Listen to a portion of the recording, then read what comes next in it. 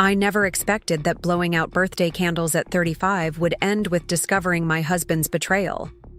The moment is forever etched in my mind, walking into our home office during my own celebration and finding Greg huddled with his assistant. Natalie, divorce papers spread across my antique desk. The same man who had just raised a champagne toast to our future together was quietly planning his exit strategy, while our friends and family celebrated in the next room. I stood frozen in the doorway, still wearing the ridiculous birthday crown my sister had insisted I wear, as Greg's face transformed from shock to calculated composure in an instant. If you've ever had the foundation of your life crumble beneath your feet, share where you're watching from in the comments. This journey gets intense, so make sure you're subscribed because tomorrow I'm sharing the exact 3 strategies that helped me rebuild my self-worth when I felt completely worthless.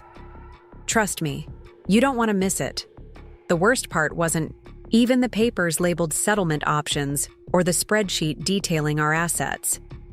It was watching Greg's immediate shift to damage control as he stood up, smoothly sliding documents into folders while saying, "Rebecca, this isn't what you think."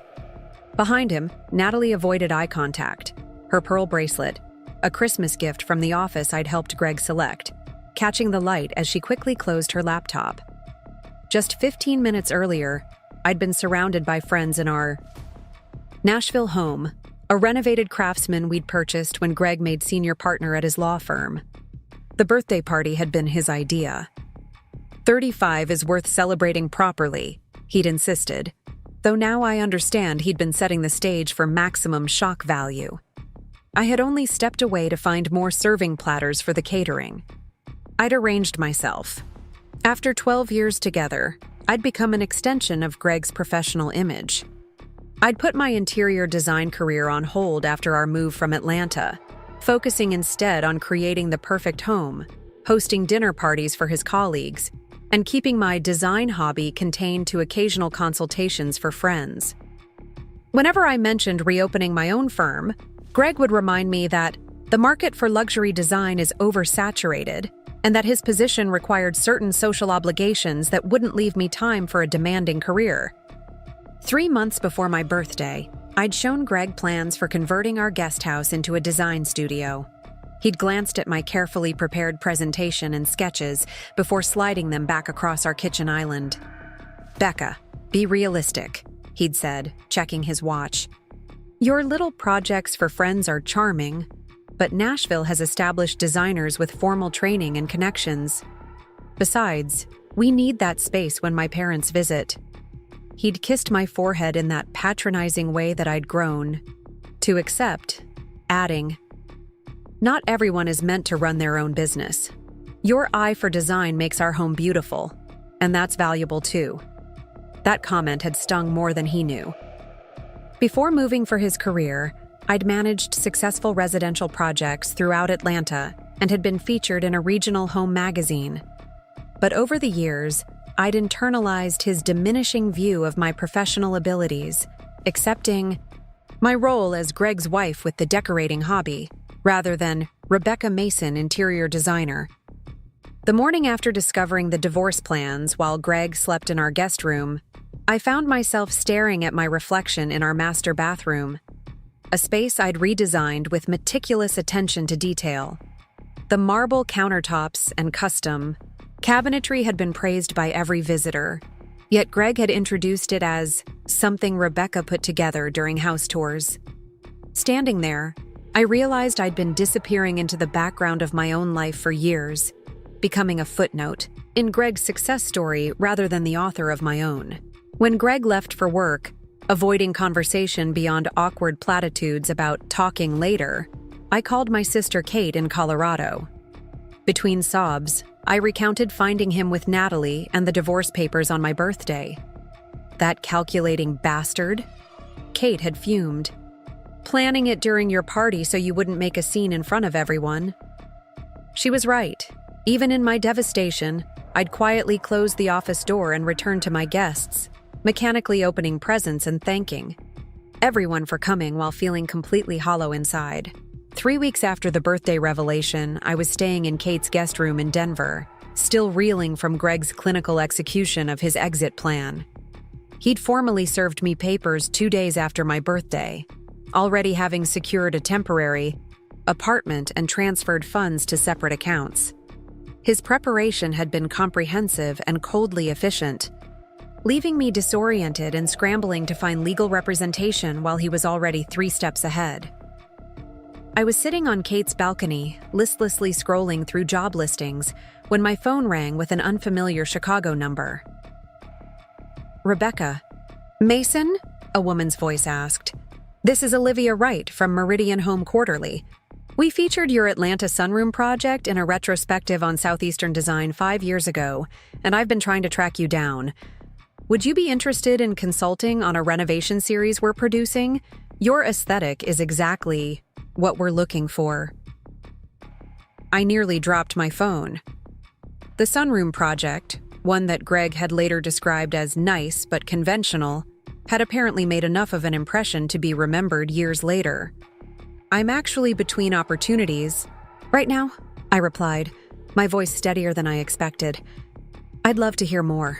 6 weeks later, I was standing in a gutted penthouse in downtown Chicago, directing contractors and explaining camera angles to Meridian's production team. The renovation series, Second Chance Spaces, would feature neglected properties being transformed under my design direction, with each episode highlighting different aspects of the restoration process. Olivia had taken a chance on me despite my years away from professional design, saying my portfolio showed a timeless understanding of how spaces could support the people living in them. "We've already had strong interest from sponsors," she mentioned during our lunch break, scrolling through emails on her phone, "especially after seeing your concept boards for the penthouse. The way you're honoring the building's history while introducing modern elements has really resonated with our partners." For the first time in years, I was being valued for my professional expertise rather than as an extension of someone else's success. The irony wasn't lost on me that this opportunity came just as Greg had decided I was dispensable. My hobby was now the foundation for rebuilding my independent life. As filming for the first 3 episodes progressed, I settled into a short-term rental in Chicago's River North neighborhood. The small but bright apartment became my headquarters for late-night design sessions and early morning supplier calls. I'd forgotten the exhilaration of complete creative control, of seeing my vision materialize through the work of skilled craftspeople who respected my decisions without questioning my credentials. The crisis came 2 months into production, when my attorney called with troubling news. Greg was contesting our initial property division, claiming that my sudden career resurgence constituted hidden potential earnings that should have been disclosed during our settlement discussions. He was demanding a percentage of my contract with Meridian, arguing that our marital resources had supported my career development. I sat on my rental apartment floor, surrounded by material samples and design plans, feeling the familiar wave of inadequacy that had characterized so many years of our marriage. After dismissing my design aspirations as impractical indulgences, Greg was now presenting them as valuable assets he deserved to profit from. The contradiction was as stunning as it was infuriating. That evening, I called Kate in tears. "He spent years telling me my design work wasn't a viable career," I said, pacing my small living room. "Now suddenly it's valuable enough that he deserves a cut of my earnings?" "What does your lawyer say?" Kate asked, the protective edge in her voice evident even across the distance. I took a deep breath, collecting myself. "She thinks his claim is tenuous at best, especially since I can document how he actively discouraged my professional development. But fighting this will be expensive and stressful right when I'm trying to establish myself with Meridian." There was a moment of silence before Kate responded. "Remember when we were kids and Tommy Leung stole your art project in 4th grade? Claimed he helped you with it so he deserved partial credit?"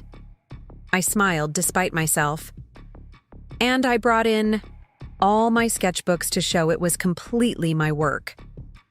"Exactly," Kate said firmly. "You didn't let Tommy Leung take credit for your talent then. Don't let Greg diminish what you've built now."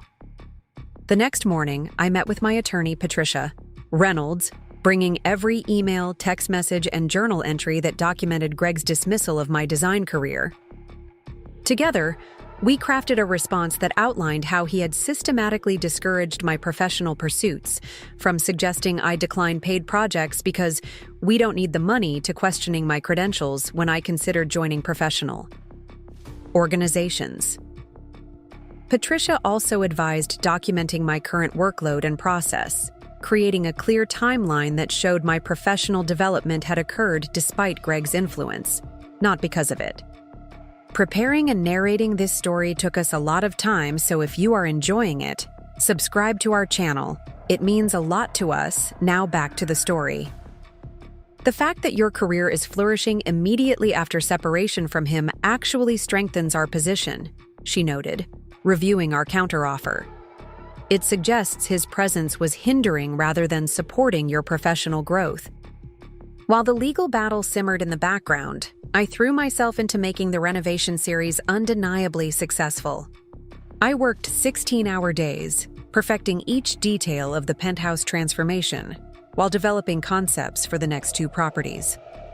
When the production team suggested bringing in an additional designer to manage the workload, I insisted on maintaining creative control, knowing this opportunity was too important to dilute with compromise. The premiere episode aired 4 months after my birthday discovery, while I was deep in renovations for the second property, a neglected Victorian brownstone. I declined Meridian's invitation to attend their viewing party, instead watching alone, in my apartment with a glass of wine and my phone turned off. Seeing my work presented to a national audience, my name in the credits, my vision brought to life in stunning before and after sequences, brought tears to my eyes. Not from sadness or vindication, but from the simple recognition of my own capabilities, independent of anyone else's validation or criticism. The viewer response exceeded even Meridian's optimistic projections. My straightforward approach to design, focusing on function and personal meaning rather than trendy aesthetics, resonated with audiences tired of impractical showcase homes. Social media buzzed with clips from the episode, particularly my explanation of why family spaces should tell stories rather than impress visitors, a philosophy directly contrary to the image-focused design Greg had always preferred for our home. 5 months after my birthday revelation, I sat across from Greg and his attorney in a mediation room in Nashville. I'd flown in specifically for this meeting, taking a rare 2-day break from the brownstone renovation. The contrast between my current reality and our last encounter couldn't have been more stark. Where I had once been shell-shocked and emotionally devastated, I now arrived prepared, focused, and, most significantly, confident in my independent value. Greg looked both familiar and strange, dressed in the same style of impeccably tailored suit he'd always worn, yet somehow diminished in my perception. Beside him, his attorney, a colleague from his firm, arranged documents with practiced efficiency, while Patricia calmly reviewed our counteroffer. Mr. Mason's claim to Ms. Mason's current professional earnings is fundamentally flawed, Patricia stated, her tone measured but firm. Not only did he actively discourage her professional development throughout their marriage, as evidenced by extensive documentation, but the opportunity with Meridian originated from work completed before their marriage and was initiated after separation had begun. Greg's attorney began a rehearsed rebuttal about marital contributions and shared sacrifices, but I watched Greg's expression shift as Patricia methodically presented emails, text messages, and witness statements that painted a clear picture of his consistent undermining of my professional ambitions.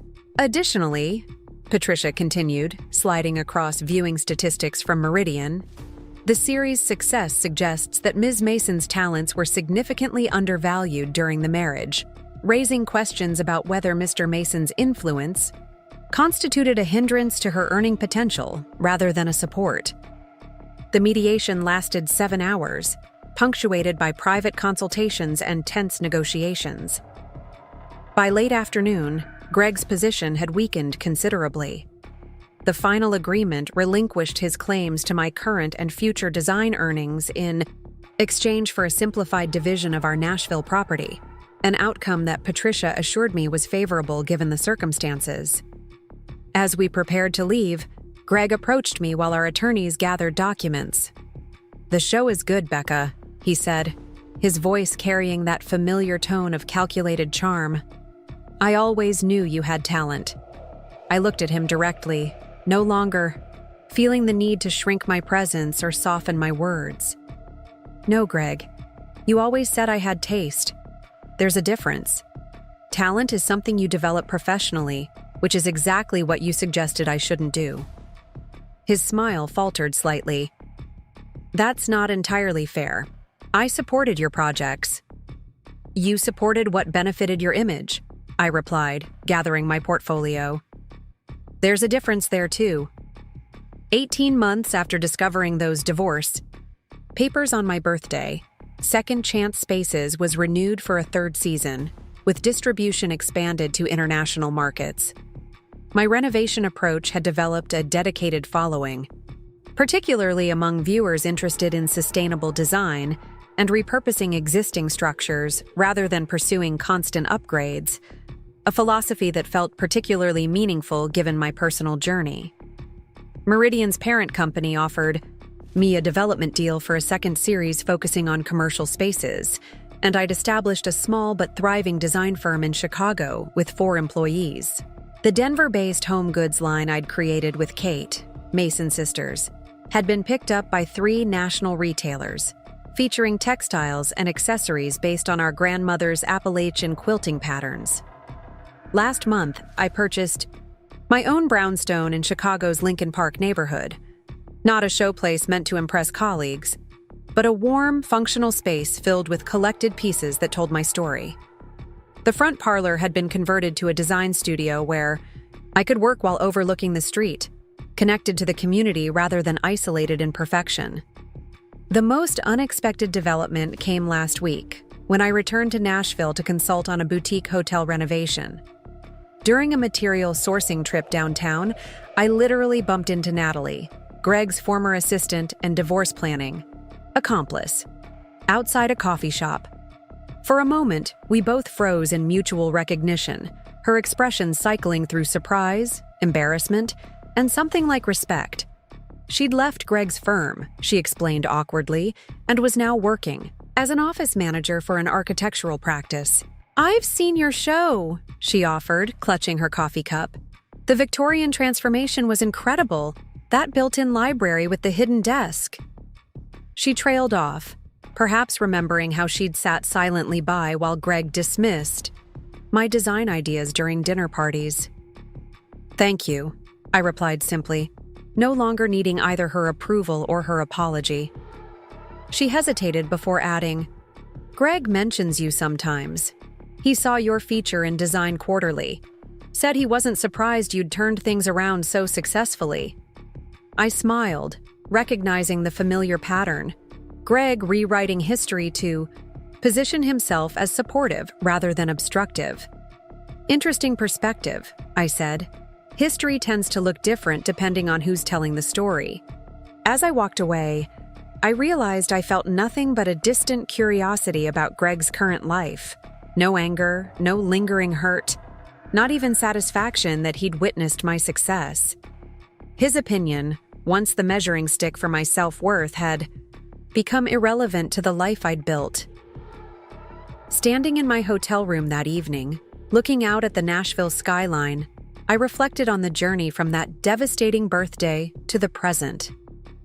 The woman who had found those divorce papers, who had spent years dimming her ambitions to accommodate someone else's comfort, seemed like a distant acquaintance rather than my former self. The path hadn't been easy, from sleeping on Kate's sofa to working through holidays and weekends to establish my credibility with Meridian. There had been panic attacks before my first on-camera sessions, tearful calls with my sister when the legal battles seemed overwhelming, and moments of paralyzing self-doubt when comparing my work to established designers. Yet each challenge had stripped away another layer of the performative identity I'd constructed as Greg's wife, revealing the authentic designer, businesswoman, and creator who had always existed beneath the carefully maintained facade. The divorce that had once seemed like an ending had actually been the beginning of something genuinely mine. 2 years after that birthday revelation, I understand that discovering those papers wasn't the tragedy it appeared to be. It was the moment I stopped living in the negative space of someone else's life and began defining my own boundaries. The designs I create now aren't compromised by concerns about others' expectations or constrained by artificial limitations placed on my ambitions. Perhaps the most valuable transformation wasn't the successful show or the growing business, but the internal renovation that allowed me to recognize my own worth, independent of external validation. Just as I teach clients to build spaces that support their authentic lives rather than impress visitors, I've learned to measure my success by internal fulfillment rather than others' approval. What dream have you set aside because someone important made you question its value? What talent have you dismissed as just a hobby because pursuing it professionally seemed impractical or indulgent? The space between where you are and where you could be often isn't filled with actual obstacles but with limitations we've internalized from others' doubts. I'd love to hear in the comments about a passion you're ready to reclaim, or a skill someone else convinced you wasn't worth developing professionally. Your journey matters, and sometimes sharing that first step publicly is what makes it real. If this story resonated with you, please subscribe for more content about creative resilience, professional reinvention, and building an authentic life after setbacks. Next week, I'm interviewing 3 women who transformed personal crises into professional opportunities, sharing their practical strategies for when life doesn't go according to plan. Remember, the most beautiful renovations often begin with unexpected demolitions. What looks like destruction might actually be clearing space for something stronger, more authentic, and truly yours to build. The look of stunned recognition on Daniel's face when he saw me standing in the doorway would have been almost comical if it hadn't immediately shattered my world. There he was, my husband of 11 years, huddled with his executive assistant, Olivia at the antique desk in our home study, divorce papers spread between them like a battle plan. Just 20 minutes earlier, he'd been leading our guests in a toast to my 40th birthday, his voice warm with practiced sincerity as he praised my unwavering support through the years. Now, with Olivia's perfectly manicured finger pointing at what appeared to be financial calculations, that same voice dropped to a conspiratorial whisper. If we file before the end of the quarter, we can minimize, before breaking off when he noticed me frozen in the doorway. I need to take a moment here because even 2 years later, describing that scene makes my chest tighten. If you've ever had your reality completely upended in a single moment, you know that peculiar sensation, like the floor beneath your feet suddenly turns to quicksand while everyone expects you to keep standing normally. All around me, the sounds of my birthday celebration continued. Laughter, clinking glasses, music playing through the house speaker system Daniel had insisted on installing last Christmas. In that strange, suspended moment, I registered absurd details. The emerald green dress Olivia wore that I'd complimented earlier in the evening. The monogrammed leather portfolio Daniel had given her as a work anniversary gift that I had selected. The half-empty glasses of my special birthday cocktail they'd brought into the study with them. Eliza, Daniel recovered quickly, sliding documents into folders with the efficiency that had made him such a successful corporate attorney. Your mother was looking for you. I was just showing Olivia the changes to the Henderson contract since she'll be handling communications while we're in Kauai next month. The lie was so smooth, so practiced that for a fraction of a second, I almost believed it, almost retreated back to the party, back to the comfortable denial I'd apparently been living in for who knows how long. But then I saw it. The folder, labeled D&E Asset Allocation, partially covered by Daniel's sleeve, and beside it, a document with the letterhead of Pearson Family Law, a firm headed by Daniel's golf buddy Richard Pearson. Your mother mentioned wanting to see photos from our anniversary trip, I replied, my voice sounding distant and oddly calm, as though someone else was speaking through me. I came to get the album from the bookshelf. I walked deliberately into the room, not toward the desk, but to the built-in shelves that housed our carefully curated collection of photo albums, each one meticulously assembled by me to document our life together. This very home office had once been my domain, my small creative space for photography and scrapbooking, before Daniel had gradually commandeered it as a secondary work location. Olivia stood abruptly, her professional composure cracking slightly. "I should join the party," she murmured, not meeting my eyes. "The bartender mentioned running low on tonic water." She slipped past me, the subtle scent of her expensive perfume, a fragrance Daniel had once described as appropriate for the office when complaining about a client's overpowering scent, lingering in her wake. Daniel remained seated, his expression shifting from momentary panic to something more controlled, more calculated. I recognized this transformation. I'd seen it countless times before when he was building a case strategy, systematically assessing threats and planning counter-arguments. After 11 years of marriage, I could almost see the internal algorithm running behind his eyes. Denial first, then misdirection, then, if necessary, strategic concession of minor points to protect the major position. "These aren't what they look like," he began, gesturing vaguely at the papers he'd now mostly concealed. Classic opening move. Ambiguous denial without specifying what these referred to, creating room to pivot depending on how much I'd seen or understood. I pulled down the anniversary album, a heavy leather-bound collection documenting our trip to Sedona the previous year. The trip Daniel had spent mostly on conference calls while I hiked alone, capturing breathtaking landscape photographs that he later described as nice hobby shots when I suggested submitting them to a travel magazine. "I think they're exactly what they look like," I replied, keeping my voice low enough that it wouldn't carry to the party. "Divorce preparations, financial divisions, exit strategies." With each phrase, I watched his expression flicker, surprised that I was confronting, rather than retreating, assessment of how to regain control of the narrative. Daniel stood now, straightening his perfectly tailored jacket, the same dark blue Tom Ford suit I'd helped him select for important court appearances, the one he claimed gave him an edge with particularly difficult judges. "Eliza, you're jumping to conclusions based on fragments you've seen out of context."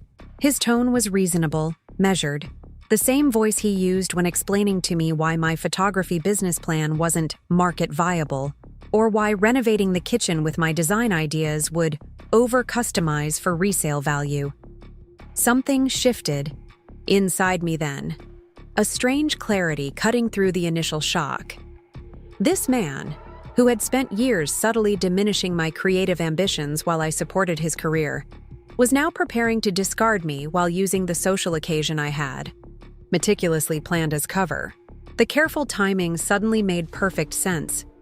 Serving divorce papers immediately after my 40th birthday would make the separation seem like my midlife crisis rather than his calculated decision. "Our guests are waiting," I said, tucking the album under my arm. "My mother particularly wants to see the Sedona sunset photographs, the ones you said weren't professional quality." I turned to leave, then paused at the doorway. "I think we both know exactly what context I've walked into, Daniel. The only difference is that your timeline just got accelerated." The next few hours exist in my memory as a surreal performance. I returned to the party, distributed cake to our guests, opened presents with appropriate enthusiasm, and posed for photographs with friends who had no idea they were documenting the last moments of my marriage. Through it all, Daniel circulated with practiced charm, occasionally catching my eye across the room with an expression that mingled warning with calculation. I recognized his strategy immediately. He was buying time, assessing damage, planning, contingencies. Olivia left shortly after our encounter, claiming an early meeting the next day. As she said goodbye, her handshake lingered a moment too long, her eyes conveying something complex. Not quite apology, not quite complicity, but a strange acknowledgement of shared knowledge. I wondered later how long she had been involved in the divorce preparations, how many late work sessions had actually been strategy meetings about dismantling my life. After the last guest departed and we stood alone in our kitchen, the beautiful open concept space I had designed when we purchased the house, now feeling like a stage set rather than a home, Daniel attempted to regain control of the situation. "We should discuss what you think you saw," he began, loosening his tie but maintaining careful distance. "There are aspects of our financial situation that I've been reviewing with an eye toward restructuring. It's complex legal territory that would only have worried you unnecessarily. The patronizing presumption that financial matters were beyond my comprehension, that my worry needed to be managed through deception, was so familiar that I almost slipped back into our established pattern. For years, I had accepted his framing of my business aspirations as impractical dreams and my creative pursuits as pleasant hobbies. I had internalized his assessment that my photography, despite having been featured in several regional publications, was merely a pastime rather than a viable profession. "I saw divorce papers and asset allocation documents," I replied, my voice steadier than I felt. "I saw Richard Pearson's letterhead. And most importantly, I saw you and your assistant hiding in our home office during my birthday party, planning how to dissolve our marriage while our friends celebrated in the next room." Daniel's expression tightened almost imperceptibly, the slight narrowing of eyes that his opposing counsel learned to recognize as a tell when his case was weaker than projected. That's a dramatic interpretation of a routine legal consultation. Is it routine to discuss filing timeline advantages? To calculate financial positions before the end of the quarter? I countered, recalling the fragments I'd overheard. To do this during your wife's birthday celebration? For a moment, something like genuine emotion flickered across his face. Not remorse for the betrayal, but frustration at being discovered before his preparations were complete. Daniel had always valued control above all else, planning cases meticulously, anticipating contingencies, leaving nothing to chance. My accidental discovery had disrupted his carefully structured dissolution strategy. "This isn't how I wanted to have this conversation," he conceded finally, shifting to a new approach. "But since we're here, yes, I've been consulting with Richard about our options. Things between us have been functional but not fulfilling for some time. We've become different people with diverging priorities." The practiced phrasing confirmed my suspicion that this speech had been rehearsed, probably refined through multiple discussions with Olivia and Richard. Daniel never entered any significant conversation without preparation, without considering optimal phrasing for maximum advantage. "How convenient that you reached this conclusion right after making partner," I observed, referencing his recent promotion that we'd celebrated just 3 months earlier, and right before my photography studio was scheduled to open. The timing was hardly coincidental. Daniel had discouraged my business plans for years, citing market saturation and financial risk, before finally conceding when his own career advancement was secured. He sighed with theatrical patience. "This isn't about timing, Eliza. We've been living parallel lives rather than shared ones. Your photography takes you away weekends. My caseload keeps me at the office late. We haven't had a real connection in years." The revisionist history was breathtaking in its audacity. My weekend photography trips had been hard-won compromises after years of subordinating my creative pursuits to his career demands. Each expedition had been preceded by careful negotiations, detailed planning to ensure his comfort would not be disrupted, and followed by subtle guilt upon my return for having prioritized my hobby over household management. "Let me understand correctly," I said, my voice taking on an edge I rarely used with him. "You've been secretly planning our divorce with your assistant, consulting your attorney friend without my knowledge, and timing the filing for maximum financial advantage. But I'm supposed to believe this is a mutual growing apart rather than a calculated exit strategy." Daniel's expression hardened into something more familiar. The look he got when an adversary wasn't accepting the settlement terms he'd magnanimously offered. You're being emotional rather than rational, which is understandable given the shock. We should continue this discussion when you're calmer.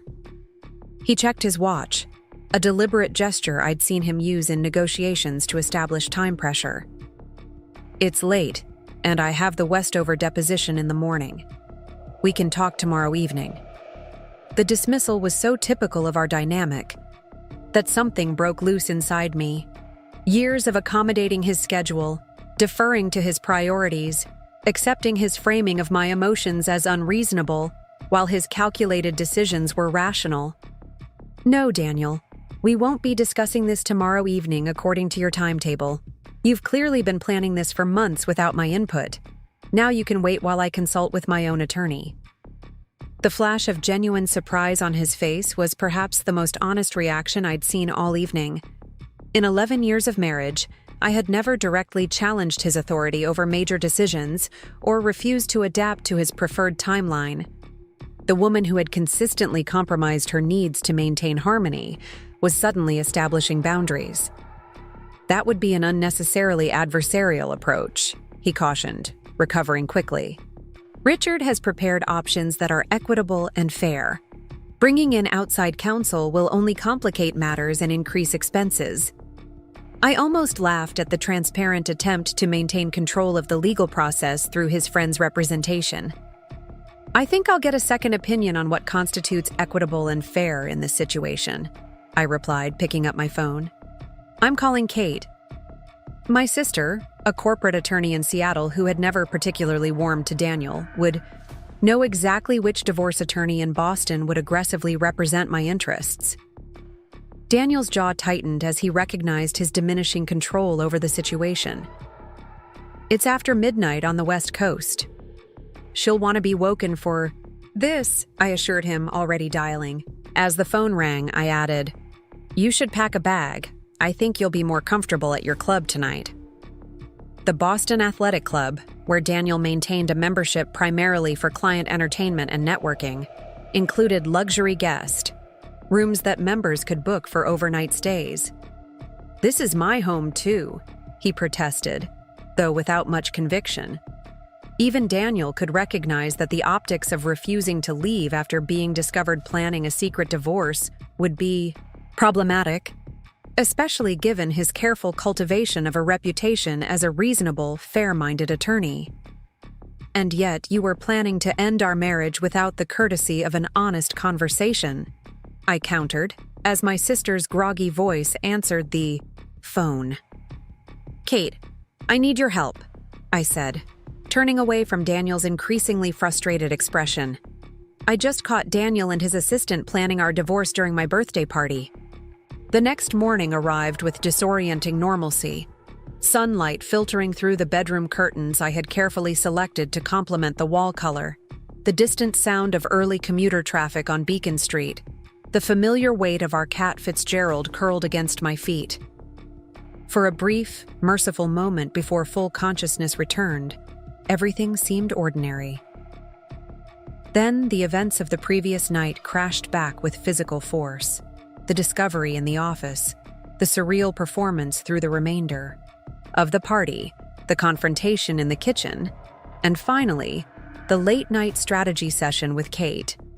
My sister had shifted instantly into professional mode, connecting me with Diane Reeves, a formidable divorce attorney known for representing women whose high-earning husbands had attempted to minimize financial settlements.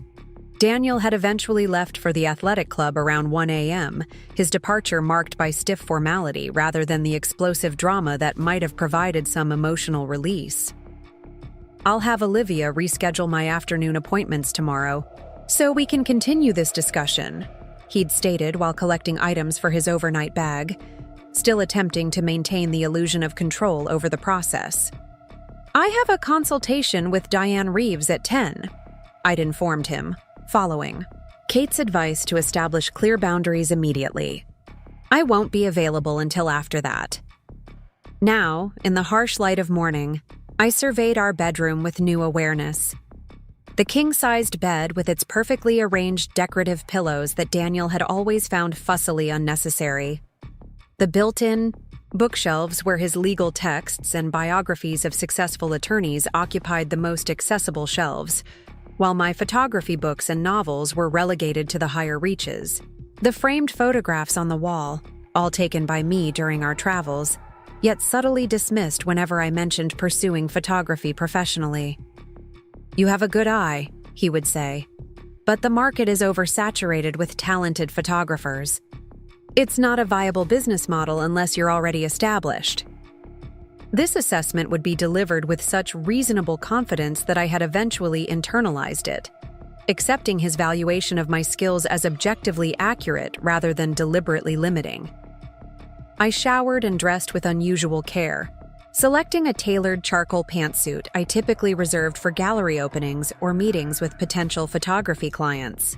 The subtle armor of professional attire seemed necessary for the day ahead, which would begin with documenting evidence of Daniel's divorce preparations before my consultation with Diane. Following Kate's explicit instructions, I photographed the home office methodically, capturing the desk arrangement exactly as Daniel and Olivia had left it in their hasty exit. Though they had taken the most obvious documents, subtle evidence remained. A notepad with the impression of asset division visible when I photographed it at an angle. The Pearson family law folder tucked into Daniel's desk drawer. Appointment. Notations in his personal calendar showing meetings with Richard that had never been mentioned to me. I downloaded our recent bank statements and credit card activities, noting with growing anger the charges at restaurants on evenings when Daniel had claimed to be working late at the office.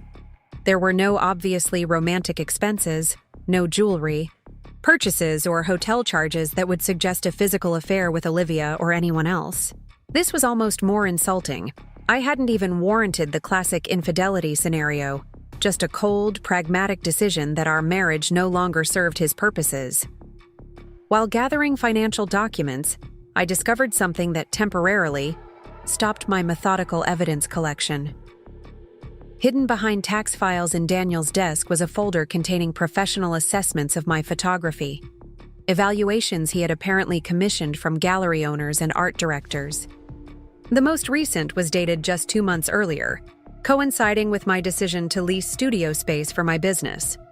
Subject demonstrates technical proficiency and distinctive compositional style, read one evaluation, attached to photographs I had taken during a weekend trip to coastal Maine.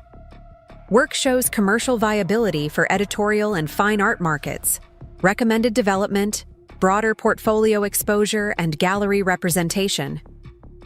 The validation from industry professionals was undermined by the sickening realization that Daniel had been secretly evaluating my potential market success while publicly discouraging my professional aspirations. Whether this was to justify limiting my financial independence or to prepare for divorce proceedings where my earning capacity might affect settlements, the betrayal cut deeper than the divorce preparations themselves. He had actively constrained my professional development while privately acknowledging its potential. By the time I arrived at Diane Reeves's downtown office, my shock had crystallized into something harder and more focused.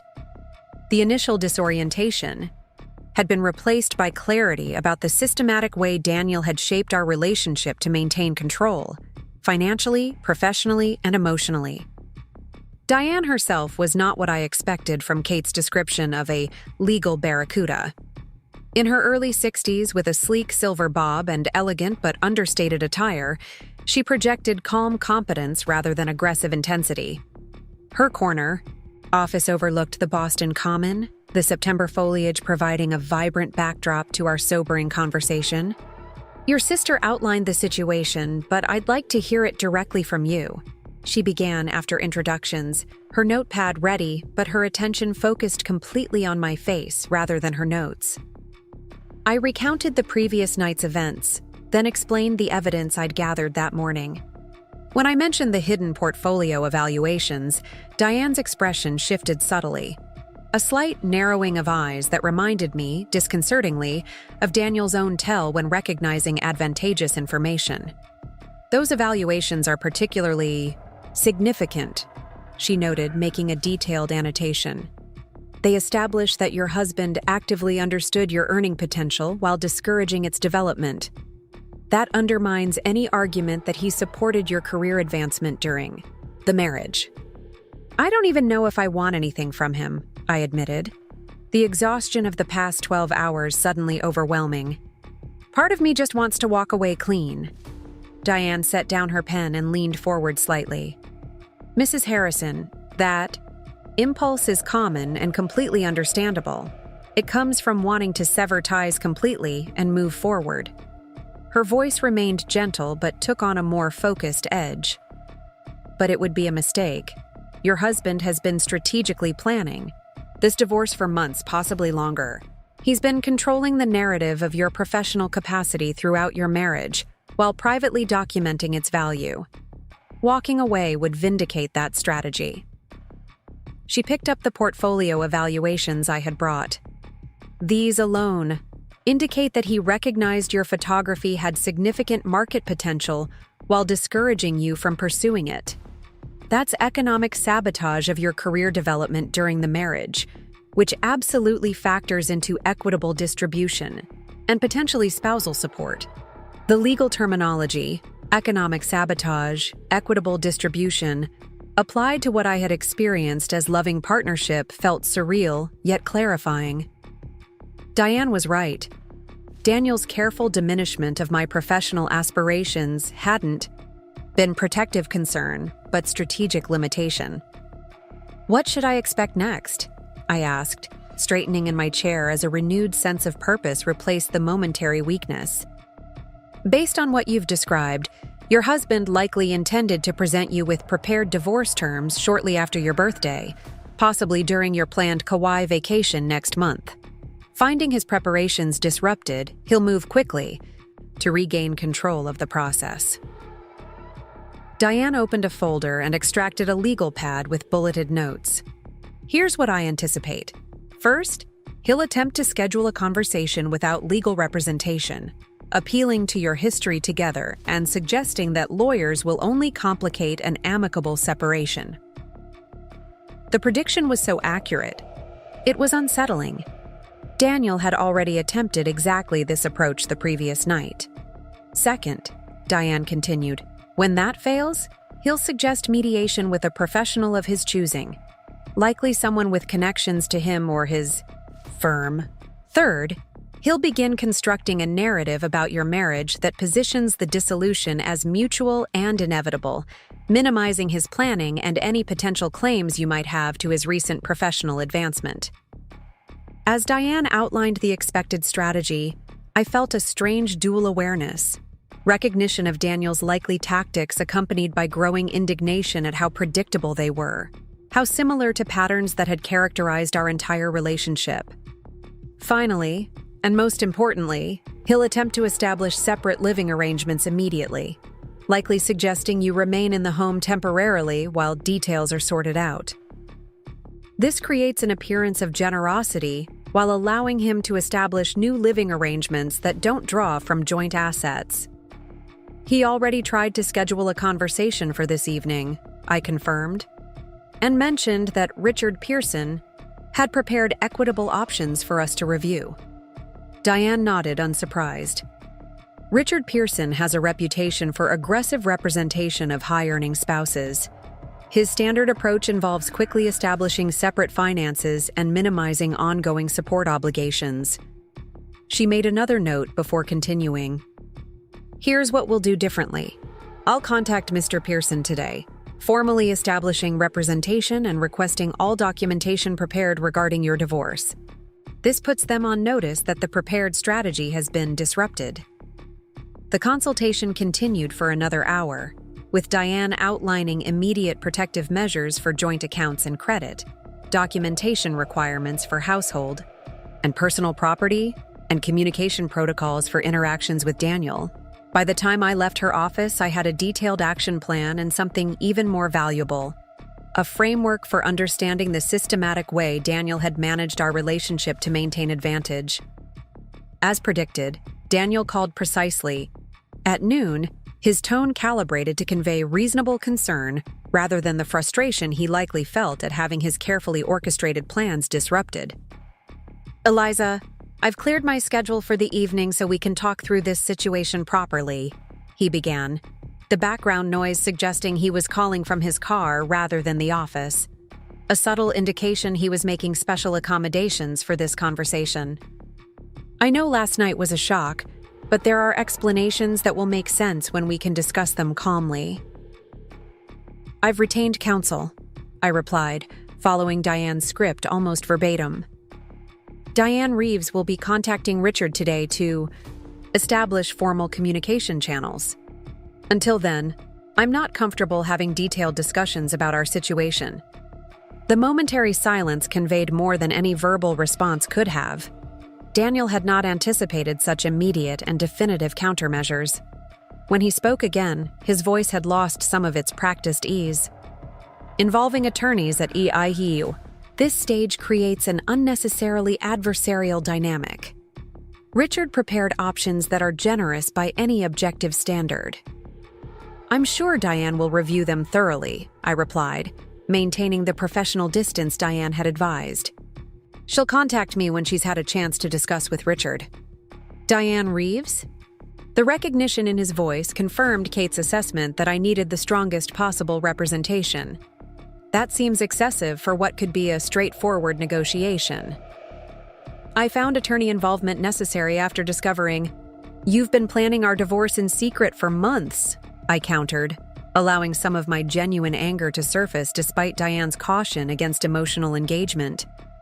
"Including commissioning professional evaluations of my photography while discouraging me from pursuing it commercially." Another telling silence extended before Daniel responded, his voice now taking on the slightly detached quality I recognized from observing him in difficult negotiations. "Those evaluations were part of planning a surprise gallery showing for your birthday. The timing of this misunderstanding is unfortunate in multiple ways. The lie was so transparent, so hastily constructed, that it momentarily left me speechless. The evaluations had been dated months apart, included detailed notes about market viability, and had been hidden among divorce preparation documents. "I'll be staying with Kate for a few days," I said finally, ignoring the fabricated explanation. "I've asked my brother Thomas to help me pack some essentials this afternoon. Please don't return to the house until after 3 p.m. "You don't need to leave," Daniel objected, shifting tactics. "The house has plenty of space for us to maintain separate areas while we work through this transition." Diane had predicted this, too. The apparent generosity of offering the marital home while establishing the separation as mutual and inevitable, rather than his unilateral decision. "I prefer some distance right now," I replied firmly. "Diane will be in touch with Richard about accessing the house for additional belongings later." After ending the call, I sat in my parked car outside Diane's office building, hands gripping the steering wheel as I processed what had just occurred. For perhaps the first time in our marriage, I had directly countered Daniel's preferred approach, established boundaries he couldn't negotiate past, and rejected the framing he attempted to impose on our situation. The woman who had spent 11 years accommodating his preferences and accepting his assessments of her capabilities had finally recognized the manipulation underlying his reasonable suggestions. 3 days later, I was settled in Kate's guest room in Seattle, 3,000 miles from the Boston home where I had spent over a decade subordinating my ambitions to support Daniel's career. The physical distance provided clarity that might have been impossible in familiar surroundings, where every room contained memories of compromises made and opportunities deferred. Kate, ever practical, had converted her home office into a makeshift photography studio where I could continue client work remotely. "This isn't retreat," she insisted as we arranged lighting equipment in the repurposed space. "It's strategic. Repositioning." Remote from Boston but not from professional opportunity, I spent mornings in consultations with Diane via video conference and afternoons pursuing photography assignments Kate had arranged through her extensive business network. Seattle's tech industry needed professional headshots, product photography, and event documentation. Work that utilized my technical skills while building a commercial portfolio beyond the artistic landscapes and architectural studies that had been my focus in Boston. The contrast between Daniel's persistent discouragement and the enthusiastic reception of my work among Kate's connections was illuminating. Where he had characterized the photography market as oversaturated and impenetrable without existing reputation, I found clients readily engaging my services based on portfolio quality rather than established name recognition. A week into my Seattle relocation, Diane called with an update that clarified the extent of Daniel's preparation. "Richard has provided the dissolution documentation they had prepared," she began, her voice carrying the controlled intensity I was coming to appreciate. "It's quite revealing in terms of timing and strategy." The documents, drafted nearly 3 months earlier, outlined a dissolution process timed to commence immediately after my 40th birthday.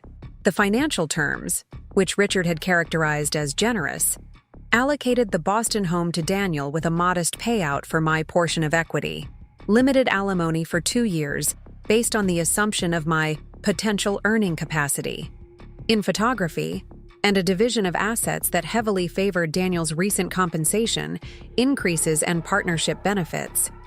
Most tellingly, the draft included specific language about my choice to prioritize personal interests over career advancement, effectively positioning my support of his career as a lifestyle preference rather than a mutual investment in our shared future. This narrative construction is particularly problematic, Diane noted. It attempts to recharacterize your role in the marriage as a personal choice rather than a contribution to his professional advancement. The timing is also significant, finalizing immediately after your birthday party, but before your photography studio could establish commercial viability. The calculated nature of the planning, not just the legal and financial aspects, but the careful narrative framing, revealed a level of deliberate manipulation that transformed my hurt into something closer to cold determination. Daniel hadn't just fallen out of love or found someone else. He had strategically managed our entire relationship to maximize his advantage when the dissolution became beneficial to him. "What's our counter-strategy?" I asked, my voice steadier than I expected. "We reframe the narrative entirely," Diane replied, the smile evident in her voice despite the serious subject. "Your photography isn't a hobby you chose over career advancement. It's a professional pursuit that was actively discouraged and undermined during the marriage, with your husband simultaneously recognizing its market value through secret professional evaluations. Your support of his career wasn't a lifestyle choice, but an investment in the marital partnership, an investment he's now attempting to deny fair return on." The reframing wasn't just legal strategy, but personal revelation, a fundamental reassessment of the dynamics that had shaped our relationship. What I had experienced as loving compromise and accommodation had been, from Daniel's perspective, useful limitation that maintained his advantage. 2 weeks after my departure to Seattle, Daniel finally abandoned the pretense that our separation was temporary or mutual. His shift in approach came after Diane countered Richard's initial settlement proposal with documentation of the hidden portfolio evaluations and an extensive accounting of how my career sacrifices had directly enabled Daniel's professional advancement. From relocating to Boston from my established network in Chicago, to managing household and social obligations that freed him to focus exclusively on career development. "Your position is becoming unnecessarily antagonistic," he said during one of our infrequent, carefully monitored phone conversations. "Richard and I proposed a settlement that acknowledged your contributions while being realistic about our situation." "Which situation is that?" I asked, the physical distance of 3,000 miles making it easier to challenge his framing directly. "The one where you secretly planned our divorce for months while discouraging my professional development? Or the one where you commissioned evaluations of my photography's market potential, while telling me it wasn't commercially viable?" The momentary silence confirmed what Diane had predicted. Daniel hadn't anticipated that his careful preparation would become evidence of manipulation rather than efficient planning. Those evaluations were misconstrued, he attempted, though with less conviction than his previous explanation. And the timing of this separation has been similarly misinterpreted. The timing seems perfectly clear, I countered. You waited until securing partnership before initiating divorce, specifically planning to file before my studio could establish commercial success. The documentation speaks for itself. Another telling silence extended before he shifted tactics entirely. I never wanted this to become adversarial. We had 11 good years together, Eliza. Ending with dignity would benefit both of us. The appeal to shared history might have worked weeks earlier, might have activated my instinct for harmony and compromise. But distance, both physical and emotional, had clarified the patterns too thoroughly to retreat into comfortable denial. Dignity would have involved an honest conversation before consulting divorce attorneys, I replied. Dignity would have meant not planning our dissolution during my birthday celebration. Diane will continue working with Richard on appropriate terms that actually reflect our partnership. After hanging up, I stood at the window of Kate's apartment, looking out at the Seattle skyline so different from the Boston vista I had photographed countless times. The woman who had discovered those divorce papers on her birthday had been shaped by years of subtle diminishment. Her ambitions characterized as impractical dreams, her talents framed as pleasant hobbies, her contributions positioned as lifestyle choices rather than partnership investments. That woman was fading daily, replaced by someone who recognized manipulation in real time rather than retrospect, who challenged false framing instead of accommodating it, who valued her skills based on market response rather than deliberate underestimation by someone with vested interest in limiting her independence. Tomorrow would bring another consultation with Diane, another photography assignment through Kate's connections, another step toward building the professional identity Daniel had systematically discouraged. The path forward wasn't about proving him wrong, though that satisfaction couldn't be denied, but about reclaiming the potential that had always existed beneath the limitations I had accepted as reasonable boundaries. The divorce would proceed, the legal battle would eventually resolve, but the most significant transformation had already occurred. Not in legal status or financial arrangements, but in the fundamental recognition of patterns that had constrained possibilities far longer than I had realized. That recognition, painful as its catalyst had been, opened doors that no legal settlement could close again. 6 weeks after discovering Thomas and his assistant Valerie huddled over divorce papers in our home office during my birthday celebration, I found myself standing in an unfamiliar rental apartment in Denver, 3 states away from the Philadelphia home we had shared for 12 years. The modest 2-bedroom space bore no resemblance to our meticulously decorated colonial with its manicured garden and custom kitchen. Here, the furnishings were a mismatched collection hastily acquired from consignment stores and online marketplaces, yet the space held something our pristine marital home had increasingly lacked: possibility.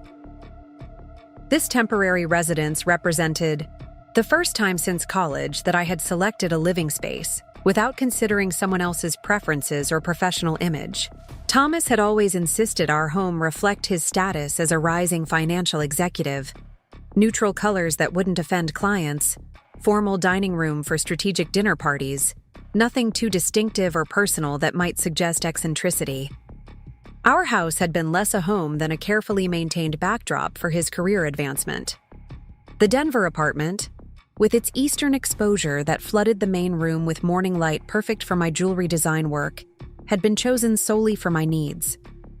The second bedroom converted immediately into a workspace where my tools, materials, and half-finished pieces could remain set up permanently rather than being tucked away in the designated hobby corner of our Philadelphia basement. The building's proximity to the arts district placed me within walking distance of 3 galleries that showcased artisan jewelry, creating potential for the professional connections that Thomas had always characterized as unrealistic given market saturation. I arranged my workbench near the window, unpacking the specialized tools I'd accumulated over years of evening classes and weekend workshops. Each implement represented hours stolen between supporting Thomas's career obligations and maintaining our home to his exacting standards. The delicate pliers, metal files, and soldering equipment had been purchased incrementally, often justified as birthday or Christmas presents to myself, rather than legitimate business investments. My phone chimed with a text from my sister Caroline, who had helped orchestrate my cross-country relocation with military precision. Settlement offer came through from Harrison's attorney. Patricia says it's insultingly low. Video call at 4 p.m. to discuss counter. I set down the gemstone sorting trays I'd been arranging, momentarily disoriented by the intrusion of legal matters into this space I was establishing as divorce-free territory. Patricia Reynolds, the divorce attorney Caroline had connected me with, had warned that Thomas would likely make an initial lowball offer to establish negotiating position, another strategic business move applied to the dissolution of our marriage.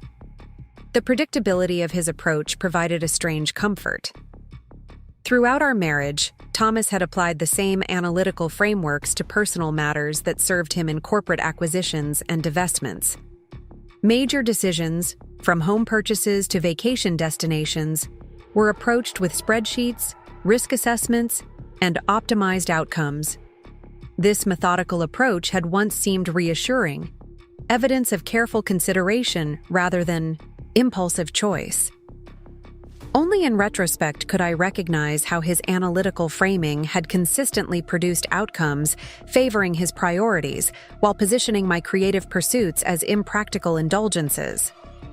My workbench now partially arranged, I moved to the kitchen to unpack essential supplies. The cabinets already contained mismatched mugs and plates Caroline had assembled from her own collection. Temporary basics until I established more permanent residence. Among them was a distinctive handmade ceramic mug with an iridescent blue glaze, created by a local artist I'd discovered at a craft fair 3 years earlier.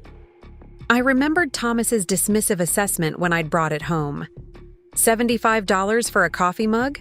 That's why these crafters struggle financially. No sense of market value.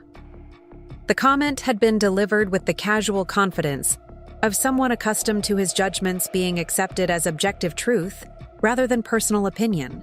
At the time, I had defended the purchase by emphasizing the artist's technical skill and the mug's aesthetic uniqueness. But I had internalized his valuation nonetheless, feeling vaguely frivolous for the expenditure.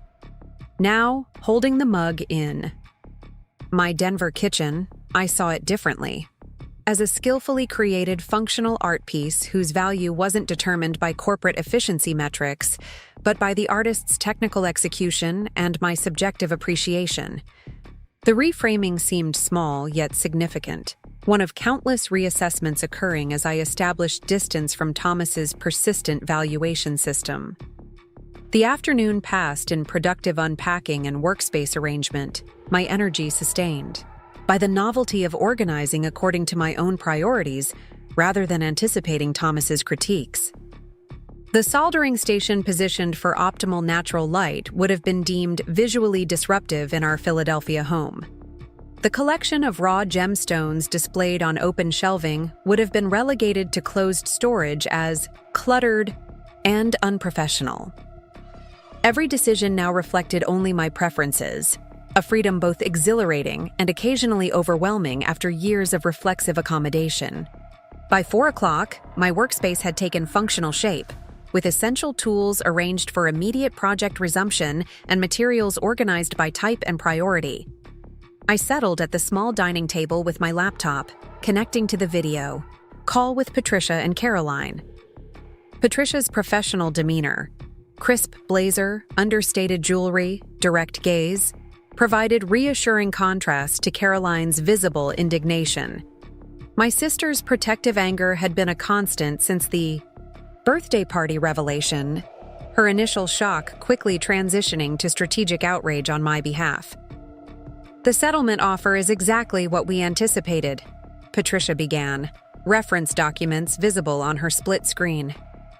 "Mr. Harrison is proposing a straightforward division, of liquid assets acquired during the marriage, with the Philadelphia property remaining in his possession, and a buyout of your equity interest at current market valuation, minus outstanding mortgage. That sounds potentially reasonable, I offered cautiously, still uncomfortable with financial discussions despite 6 weeks of crash course education in marital asset law. Caroline's expression tightened. Tell her the rest, Patricia. The problematic aspects are threefold, Patricia continued with professional detachment. First, the proposal categorizes your jewelry design activities as a hobby rather than emerging business, despite documentation of increasing sales and gallery placements over the past 3 years. This framing allows them to exclude business development potential from valuation considerations. The familiar classification, hobby rather than profession, triggered immediate recognition.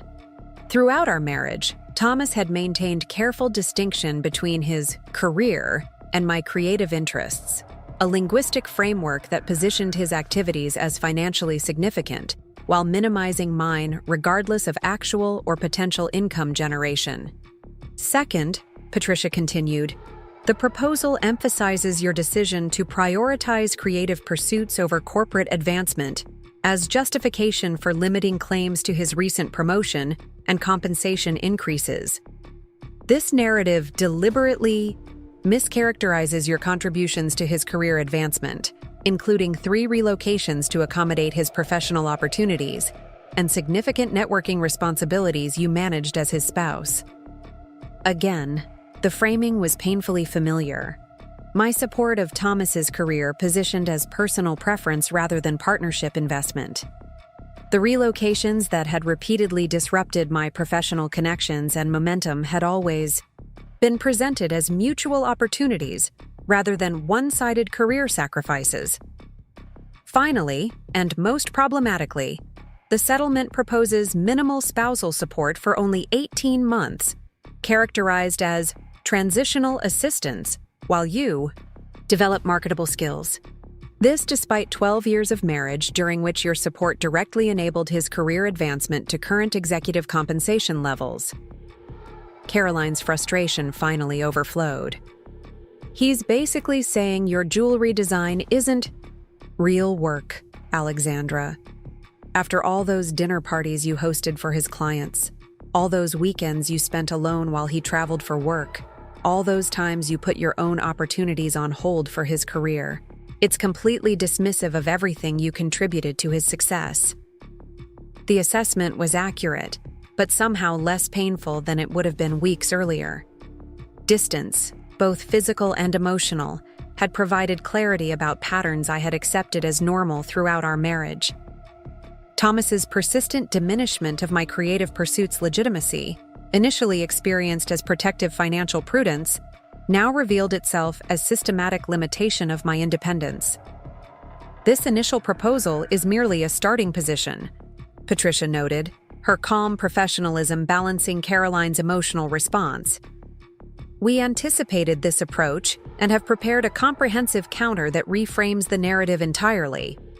She shared her screen, displaying a meticulously documented counter-proposal that characterized my jewelry design not as hobby, but as entrepreneurial business development strategically timed around Thomas's career demands. My supporting role in his professional advancement was reframed as partnership investment with expectation of mutual benefit, rather than personal choice or lifestyle preference.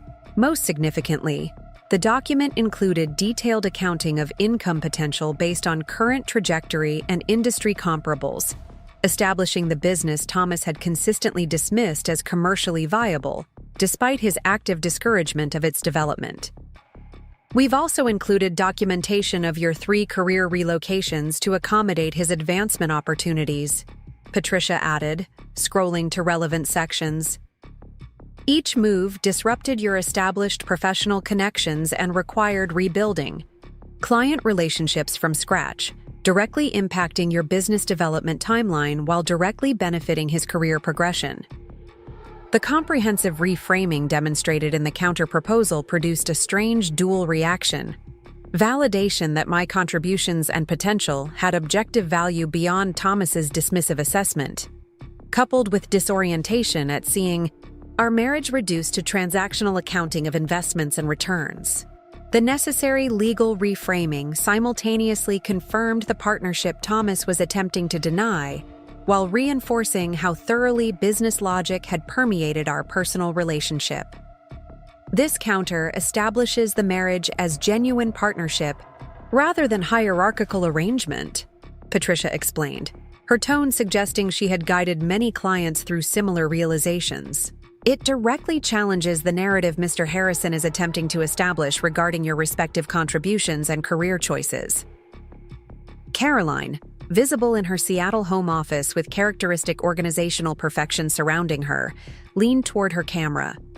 Translation: It calls bullshit on Thomas trying to minimize what you contributed to his success while actively limiting your professional development. The blunt assessment made me smile, despite the serious subject. Caroline's protective directness had been both challenging and essential during the weeks following my birthday discovery, preventing retreat into the comfortable patterns of compromise and accommodation that had characterized my marriage. What response should we expect? I asked, focusing on practical next steps rather than emotional reaction. Based on similar cases and Mr. Harrison's professional background, I anticipate initial dismissal of our countervaluation, followed by more substantive engagement once they recognize our documentation strength, Patricia replied. Mr. Harrison's attorney will likely attempt to characterize our position as emotionally motivated rather than financially justified, a standard approach when confronted with comprehensive accounting that challenges their narrative framework. The prediction sounded remarkably like Thomas himself, dismissing perspectives that challenged his assessment as emotional rather than valid alternative analyses. The pattern of delegitimizing opposing viewpoints through characterization as emotional rather than rational had been so consistent throughout our marriage that I had internalized it, often questioning my own perceptions when they differed from his seemingly objective analysis. Time works in our favor, Patricia continued. Every week your business develops in Denver establishes stronger evidence that growth was constrained by circumstances during the marriage rather than lack of commercial viability. I suggest continuing focused business development while legal negotiations proceed. The pragmatic advice aligned perfectly with my instincts. The workspace I'd created that very day represented commitment to professional development uninhibited by Thomas's limiting assessments. Each piece I designed and placed with galleries or direct clients would demonstrate the potential that had always existed beneath his dismissive characterization. After the call concluded, I returned to my workbench, surveying the organized tools and materials with newfound appreciation for their significance beyond mere creative outlet. The specialized pliers, polishing equipment, and metalworking implements represented not just artistic tools, but business assets, tangible investments, in professional capacity that Thomas had consistently framed as indulgent hobby expenses. I selected materials for a commissioned necklace design that had been paused during the chaotic weeks following my birthday revelation. The client, a gallery owner in Philadelphia who had featured my work for the past 2 years, had been remarkably understanding about the delayed timeline, expressing confidence in the final product that directly contradicted Thomas's persistent questioning of commercial demand for my designs. As evening light filtered through the apartment windows, I found myself working with unusual focus and clarity, free from the constant awareness of potential criticism that had become background radiation in our marital home. Design decisions flowed naturally without the internal filtering process that had developed during years of marriage. The reflexive anticipation of Thomas's assessments that had gradually narrowed my creative expression to avoid his particular triggers for impractical or unmarketable judgments. The necklace taking shape under my hands featured technique and material combinations I might have hesitated to pursue months earlier, incorporating elements Thomas had specifically questioned as too distinctive for commercial appeal. The Design reflected confidence in my aesthetic judgment, unconstrained by his market assumptions. Assumptions that had proven consistently misaligned with actual client response, yet had maintained authoritative influence through the power of repetition. And his professional position.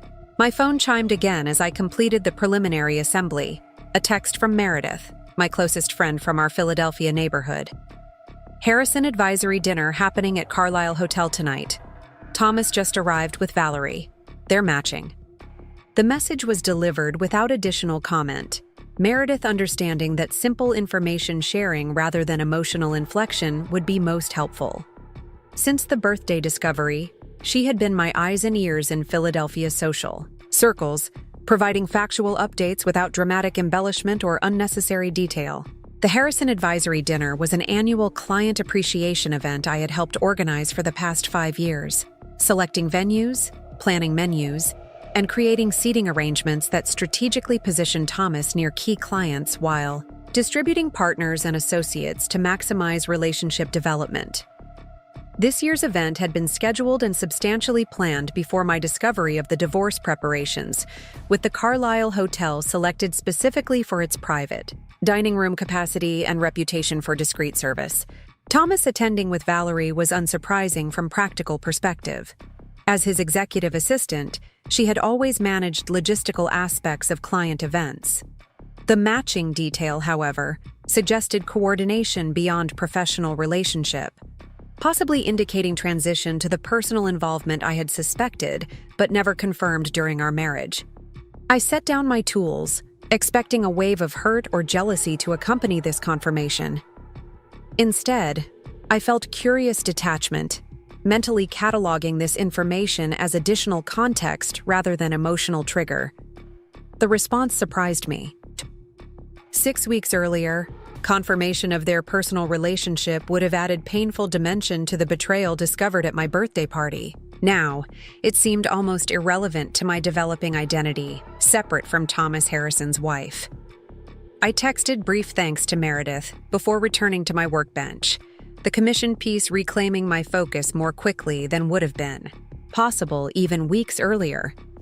The necklace design, with its architectural elements inspired by Denver's distinctive skyline, represented my new environment and perspective, a physical manifestation of distance from Philadelphia's familiar constraints. 3 hours later, the commissioned piece was substantially complete, requiring only final polishing and clasp attachment before shipping to the Philadelphia gallery. The design had evolved beyond my initial concept sketches, incorporating spontaneous adaptations that reflected creative freedom rather than cautious adherence to predetermined plans. The result was more distinctive and technically complex than similar pieces I had created in Philadelphia, where workspace limitations and time constraints had frequently necessitated simplified execution. As I photographed the nearly finished piece for my digital portfolio, I noticed the time, nearly midnight, with no awareness of hunger or fatigue having interrupted the creative flow. This sustained concentration without external awareness had been rare in Philadelphia, where household management and Thomas's potential needs maintained constant peripheral presence in my consciousness. My phone showed additional messages from Meredith, updates about the client dinner she had received from mutual acquaintances in attendance. Thomas had apparently announced a new advisory service during the event, with Valerie prominently featured in the presentation despite her previous behind-the-scenes role. Several clients had asked about my absence, receiving vague references to Alexandra pursuing creative opportunities elsewhere. The carefully constructed explanation, technically accurate while implying my departure as voluntary career choice rather than response to discovered betrayal, was characteristically Thomas. Throughout our marriage, he had maintained precise control over external narratives, presenting carefully edited versions of situations that prioritized his professional image regardless of factual accuracy. I had once admired this capacity for strategic communication, viewing it as sophisticated social intelligence rather than calculated manipulation. Only with distance could I recognize how thoroughly this approach had shaped our private interactions as well. with Thomas consistently framing discussions to establish his interpretation as objective reality while positioning alternative perspectives as subjective emotional responses. This recognition extended beyond Thomas to my own complicity in maintaining these narratives. How many times had I adjusted my version of events to align with his preferred framing? How often had I described my jewelry design as creative outlet rather than professional pursuit to accommodate his characterization? The patterns of accommodation had become so automatic that identifying and interrupting them required conscious effort even now, with geographical distance providing perspective. Yet the commissioned piece resting on my workbench represented tangible evidence of capacity beyond these limitations, concrete demonstration that creative and commercial potential had always existed beneath the constraining narratives. The necklace embodied technical skill developed despite rather than because of marital circumstances, aesthetic vision maintained, through years of subtle undermining and professional determination that had survived persistent reclassification as frivolous hobby. I prepared for sleep in the unfamiliar apartment, the space still containing more boxes than properly arranged belongings. Despite the transitional disorder, the environment felt more authentically mine than our impeccably maintained Philadelphia home had in years. Here, design choices reflected only my preferences, organization systems served my priorities, and available space allocated according to my values rather than Thomas's assessment of appropriate distribution. The bedroom wall remained bare where Philadelphia had featured carefully selected artwork that Thomas deemed appropriately sophisticated for a financial executive's home. The empty space represented possibility rather than deficiency, opportunity to select visual elements that reflected my aesthetic sensibilities without filtering through his concern for client impressions during occasional home entertaining. As I drifted towards sleep, I found myself contemplating the commissioned necklace and its evolution beyond initial design parameters. The piece incorporated elements I might have edited from Philadelphia creations to avoid Thomas's particular criticisms. Asymmetrical composition he would have questioned as too artistic for commercial appeal. Oxidized silver finish he consistently described as less marketable than traditional polish. Bolder opal focal point he would have calculated as decreasing profit margin compared to more common gemstones. The design choices reflected confidence in professional judgment unconstrained by his persistent market assumptions.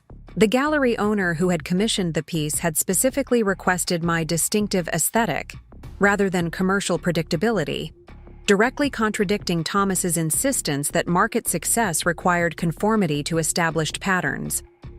The following morning brought focused productivity as I completed the commissioned necklace, photographed it for portfolio documentation, and packaged it for overnight shipping to Philadelphia. The process flowed without interruption or external consideration. No mental calculations about fitting creative work around Thomas's schedule or household obligations.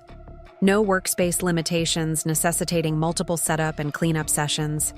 No preemptive justifications prepared for potential questions about time allocation. After shipping the necklace, I turned attention to apartment organization, establishing functional systems that prioritized creative work rather than treating it as secondary consideration. The kitchen remained minimally arranged, sufficient for basic needs, but without the elaborate equipment and precise organization that had characterized our Philadelphia space, where entertaining capacity took precedence over daily practicality. By contrast, the workspace received primary attention, with specialized lighting installed, ergonomic considerations addressed, and materials arranged for optimal workflow rather than concealed for aesthetic neutrality. The space reflected professional prioritization rather than hobby accommodation, physical manifestation of the reframing Patricia's counter-proposal had documented.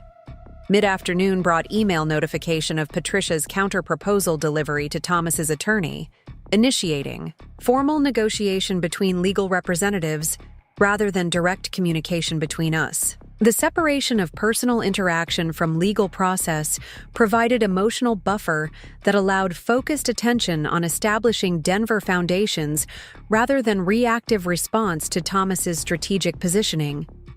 Evening brought video call with Caroline, who had shifted from protective anger to practical support as immediate crisis transitioned to structured resolution process.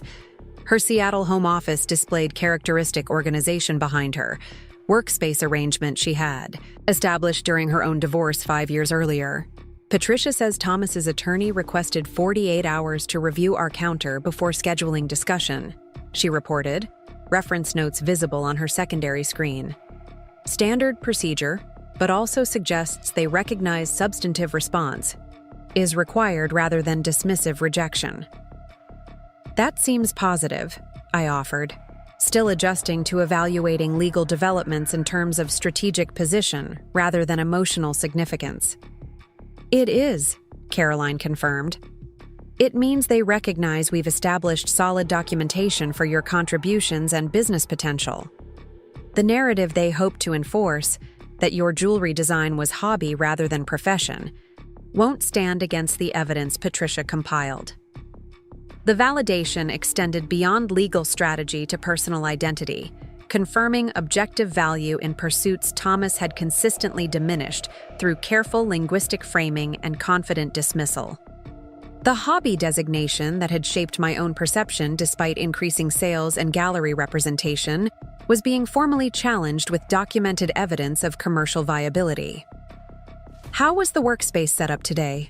Caroline asked, transitioning from legal update to practical progress with characteristic efficiency. I angled my laptop to display the organized studio space, specialized tools arranged for optimal workflow and materials categorized by project priority rather than concealed for aesthetic neutrality. The arrangement represented professional infrastructure rather than accommodated avocation, physical manifestation of the identity transition documented in Patricia's counter-proposal. It's perfect, Caroline assessed, professional approval, evident in her expression. The natural light alone will improve production quality and efficiency. Remember how Thomas insisted your workspace be in the basement because the equipment was visually disruptive? The reminder triggered immediate recollection of the negotiations surrounding my Philadelphia workspace allocation. What Thomas had presented as practical space management, relegating hobby equipment to basement area to maintain main floor aesthetic neutrality, revealed itself in retrospect as systematic limitation of professional development.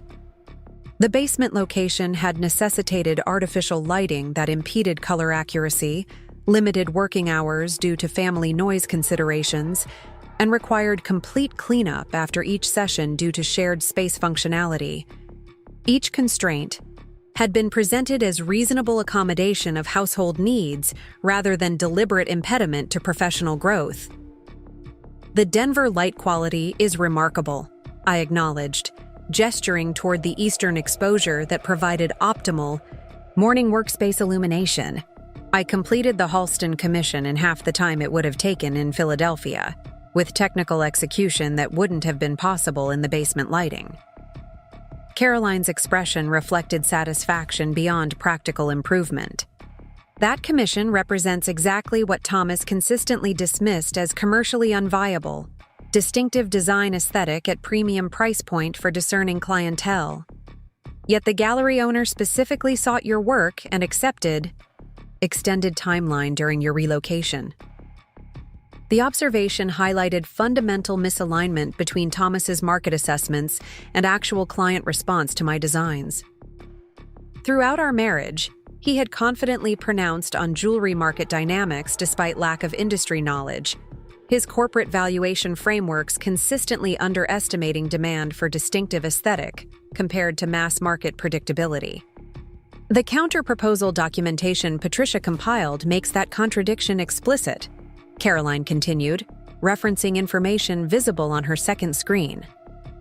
Your sales records demonstrate increasing demand specifically for design elements, Thomas characterized as too distinctive for commercial appeal. The commission pricing shows market validation of value beyond his persistent undervaluation.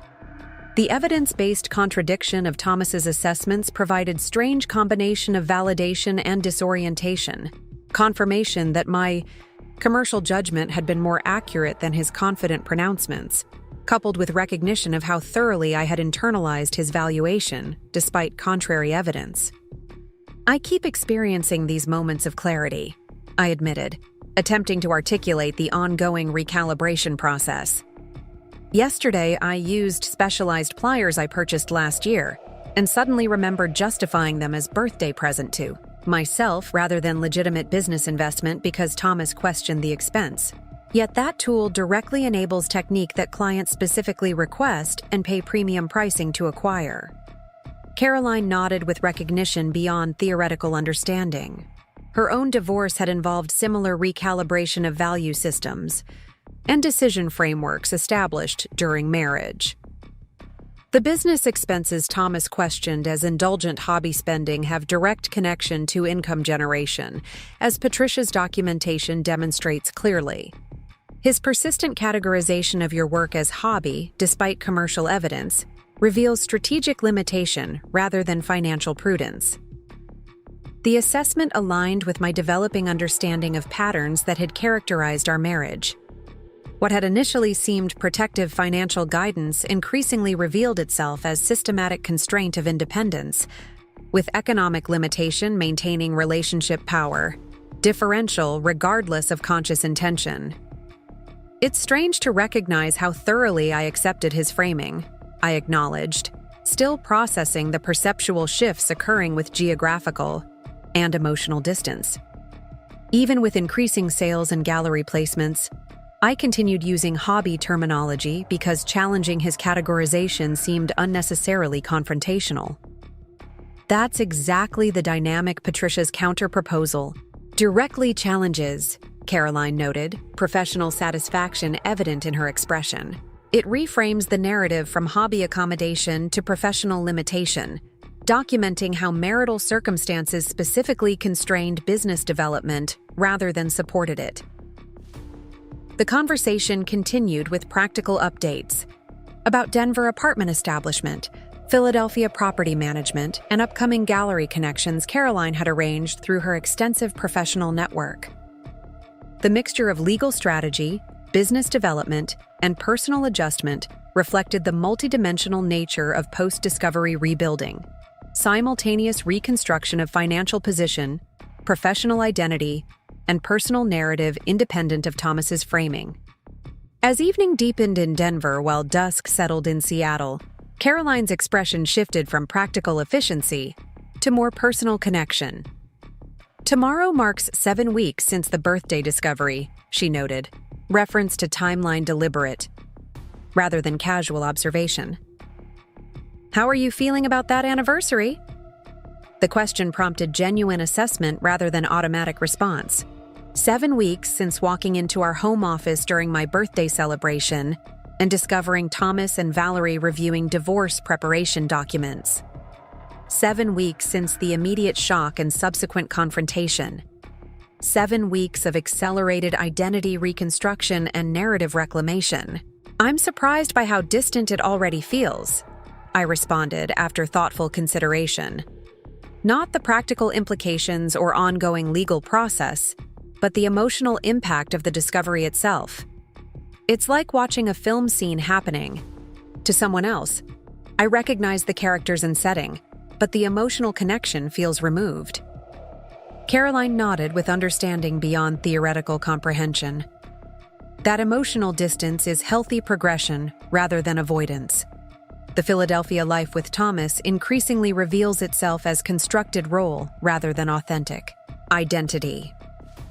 The distance you're experiencing reflects recognition that his betrayal ended a relationship already misaligned with your actual needs and potential."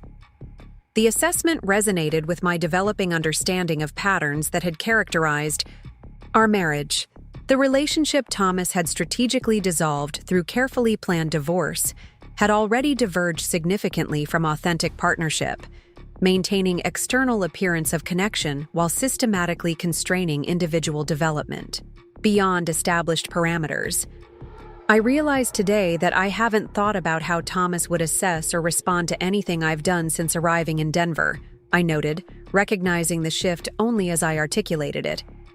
In Philadelphia, his potential reaction maintained constant background presence in decision-making, even when he wasn't physically present. That mental filtering process has significantly diminished with geographical distance. That's exactly what we hoped the Denver relocation would facilitate, Caroline confirmed. Physical separation creating space for identity reclamation, independent of his framing and valuation systems. The workspace you've established and commissioned piece you've completed represent tangible evidence of capacity beyond his limiting assessments. The conversation concluded with practical planning for upcoming week, gallery connections to establish, apartment organization to complete, legal developments to anticipate. The balanced attention to professional development, personal establishment, and legal protection reflected fundamental shift from reactive crisis management to strategic reconstruction. After ending the call, I returned to my workbench, reviewing design concepts for upcoming projects with fresh perspective. Each sketch represented possibility beyond limitations that had constrained Philadelphia production. Technical elements requiring specialized equipment Thomas had questioned as unnecessary expense. Distinctive aesthetic approaches he had characterized as commercially unviable. Production timelines that prioritized creative process over household management. The designs reflected confidence in professional judgment, unconstrained by persistent undermining. Commercial assessment based on actual market response rather than corporate valuation frameworks inappropriately applied to artisan context. The emerging collection incorporated elements I would have edited from Philadelphia creations to avoid triggering Thomas's particular criticisms. Asymmetrical compositions, experimental material combinations, time-intensive techniques that prioritized quality over production efficiency. As evening deepened into night, the unfamiliar apartment gradually transformed from temporary accommodation to personal space through intentional arrangement and thoughtful organization.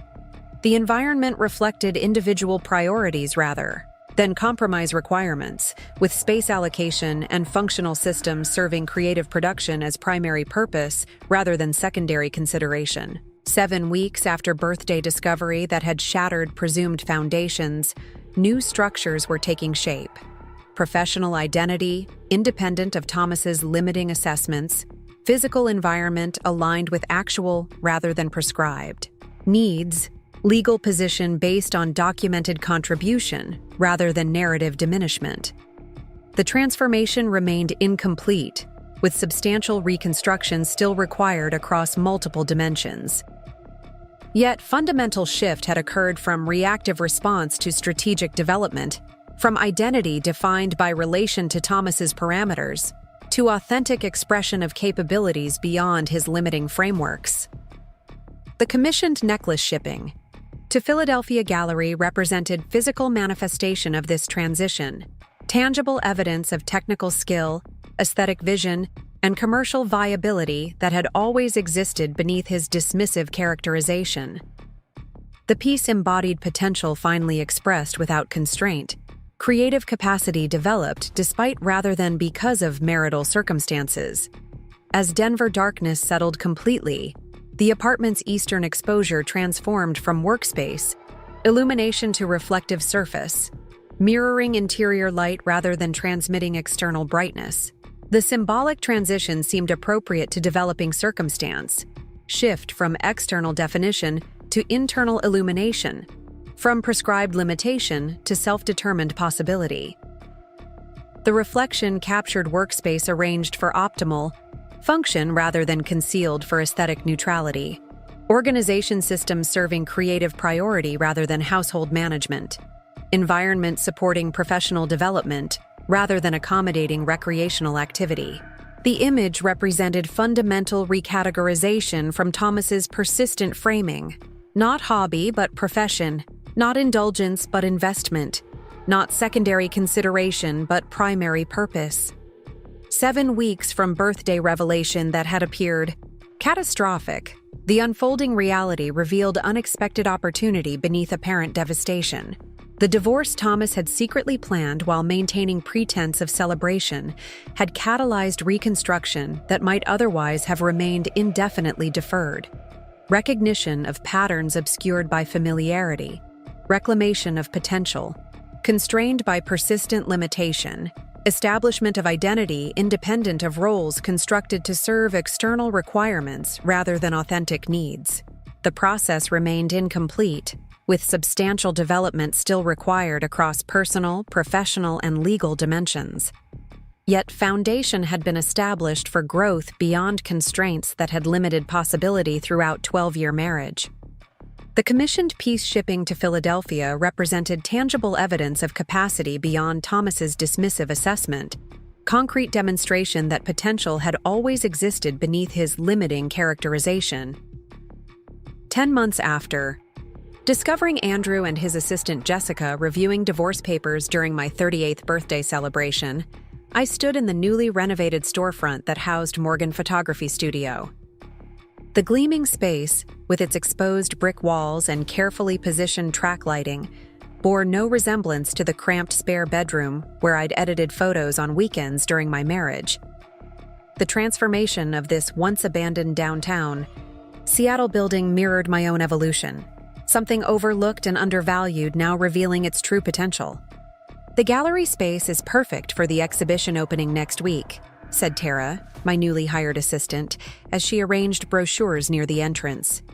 "The Seattle Times reporter is confirmed for Wednesday, and we've already had 3 inquiries from their feature announcement." I nodded, making a final adjustment to the display of my coastal landscape series.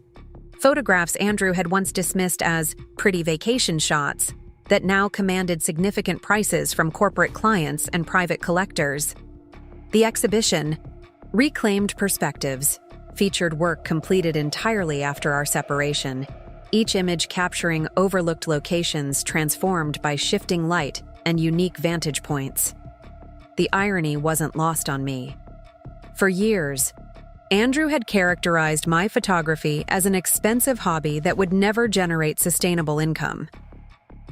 "The market is oversaturated," he'd explain with the confident authority he brought to his corporate consulting work. "Without connections and established reputation, professional photography isn't a viable career path."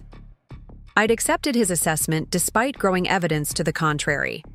The increasing requests from friends for portrait sessions, the local cafe that sold out of my printed cards within days of each shipment, the small but growing Instagram following responding enthusiastically to my work. Somehow, his confident pronouncements had outweighed tangible feedback, his dismissal more convincing than actual market response. The morning of my birthday had shattered that deference to his judgment. Walking into our home office to retrieve extra napkins for the party and finding Andrew huddled with Jessica over documents titled Dissolution of Marriage, Asset Division Strategy had triggered an immediate perceptual shift. The man who had toasted to our future together moments earlier was methodically planning his exit while maintaining the appearance of celebration. The memory still carried emotional charge, but the devastating shock had transformed into something closer to gratitude for the clarity that moment provided. Without that accidental discovery, I might have continued indefinitely accepting limitations that served Andrew's needs rather than recognizing my own potential. "The catering confirmed for 50 people," Tara continued, checking items off her tablet list. "And the Neighborhood Business Association director asked if she could say a few words about your contribution to the district revitalization." This too carried satisfying symmetry. The downtown storefront, once part of a neglected block that Andrew had specifically discouraged me from considering, unsafe location, terrible investment, had become central to the area's economic revival. My studio renovation had inspired neighboring property improvements, creating a vibrant arts district where vacant buildings once stood. "That would be perfect," I replied, mentally noting how the business association's validation represented exactly the community connection and professional recognition Andrew had insisted were unattainable for a late career transition with no established network. I completed the final exhibition preparations before heading to my afternoon client meeting, a major hotel chain commissioning signature photographs for their Pacific Northwest properties. The contract, my largest to date, had come through recommendation from a small gallery owner who had featured my work shortly after the separation.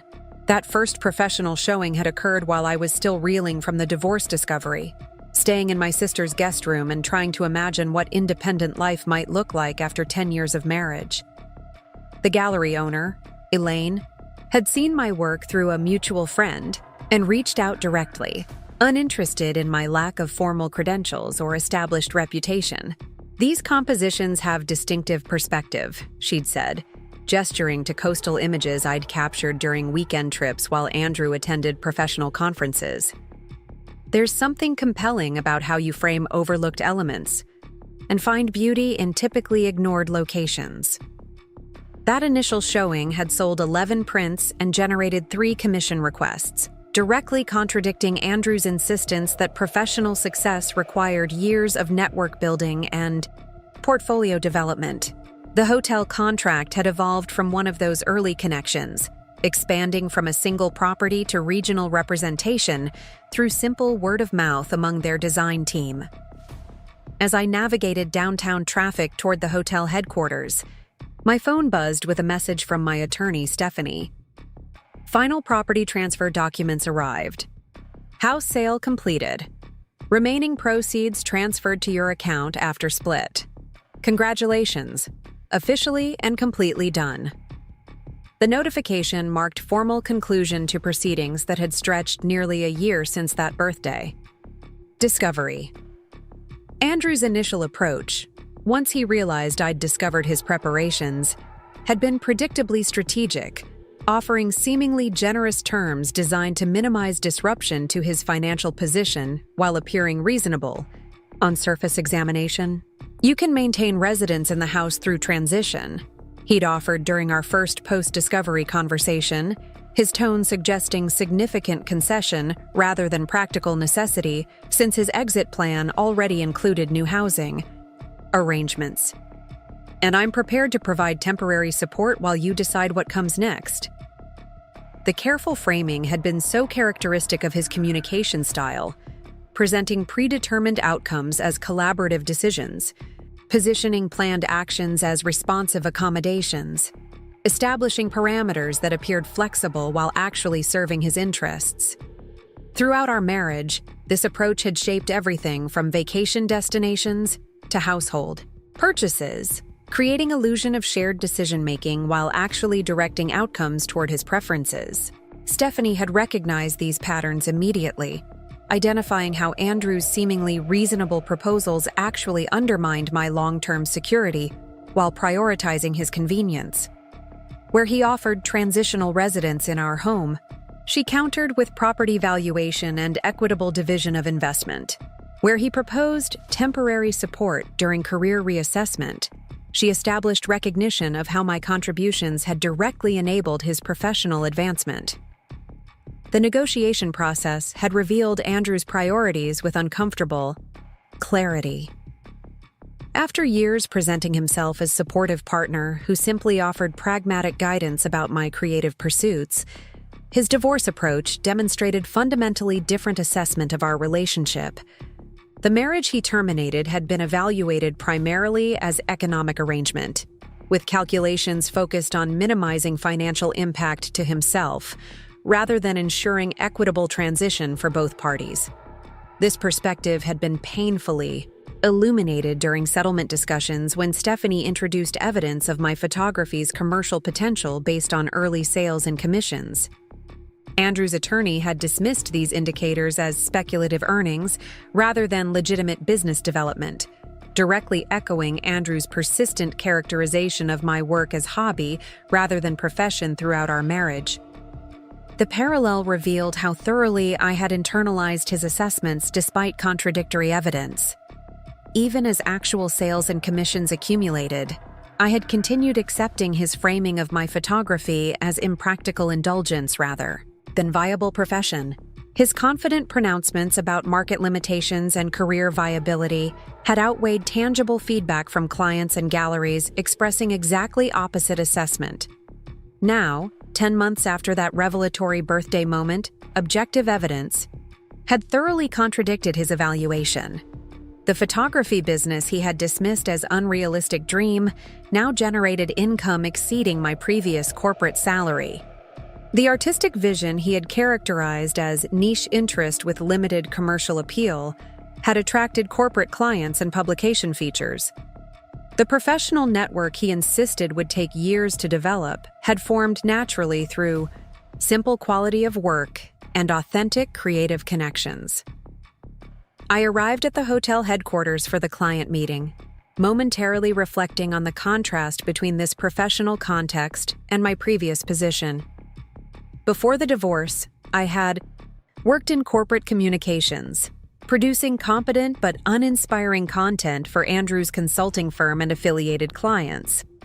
The role had been convenient for our marriage, flexible enough to accommodate his career priorities while providing supplementary income without threatening his position as primary provider. Now, walking into the design director's office with my portfolio and proposal, I represented only my own creative vision and professional capacity.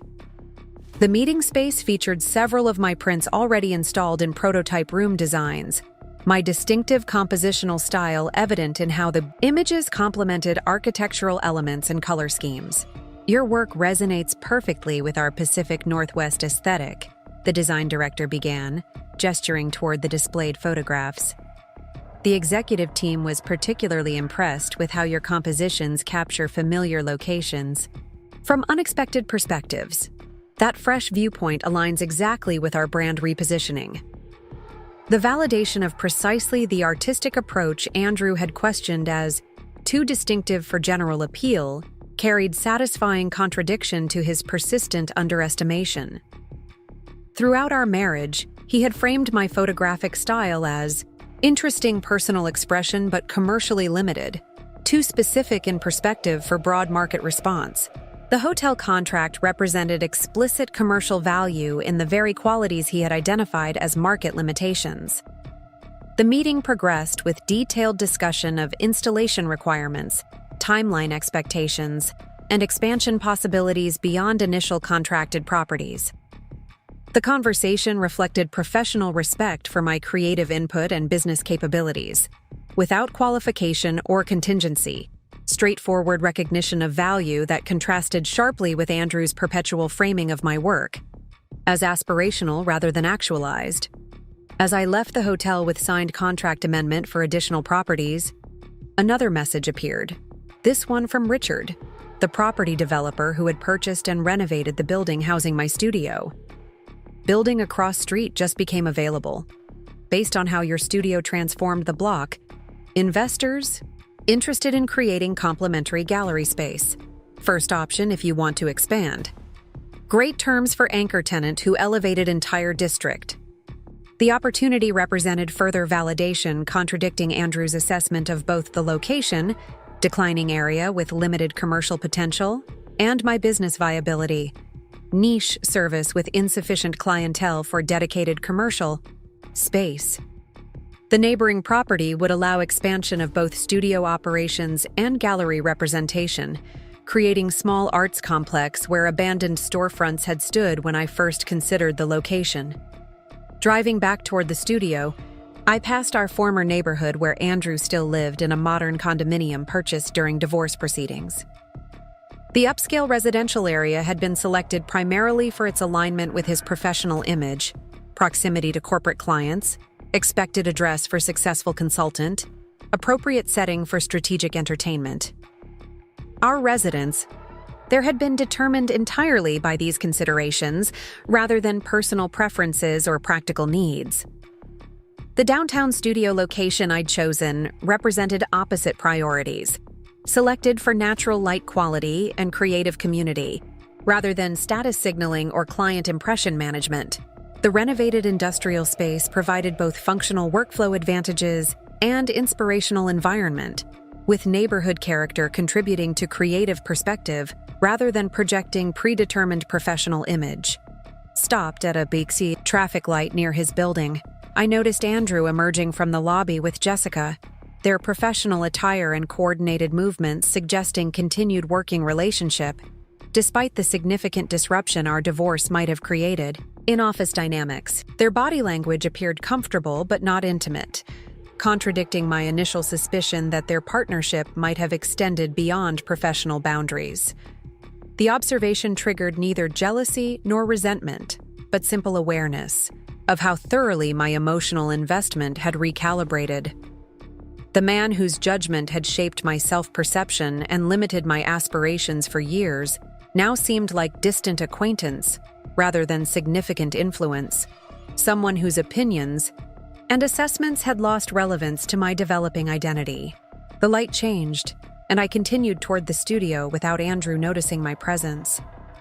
The momentary observation of his unchanged routine highlighted how dramatically my circumstances had transformed while his remained essentially static. Same career trajectory, same professional presentation, same environmental parameters, with only marital status altered by the separation he had initiated. Back at the studio, final preparations for the exhibition opening continued with focused efficiency. Tara coordinated with the lighting specialist, adjusting track systems to optimize viewing angles for each displayed image. The exhibition catalog, featuring critical essay contextualizing my work within regional artistic traditions, had arrived from the printer with production quality exceeding expectations. The Seattle Arts Commission director confirmed attendance, Tara noted, updating the event management spreadsheet with characteristic thoroughness. And the University Photography Department chair is bringing several students interested in your mentorship program. The mentorship initiative represented particularly meaningful development, structured opportunity to support emerging photographers navigating market challenges and creative development without the dismissive discouragement I had experienced.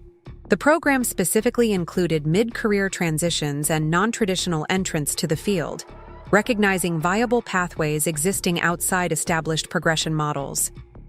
As evening approached and studio preparation concluded, I reviewed the exhibition with fresh perspective, seeing not just artistic product but tangible evidence of capacity beyond limitations accepted during years of marriage.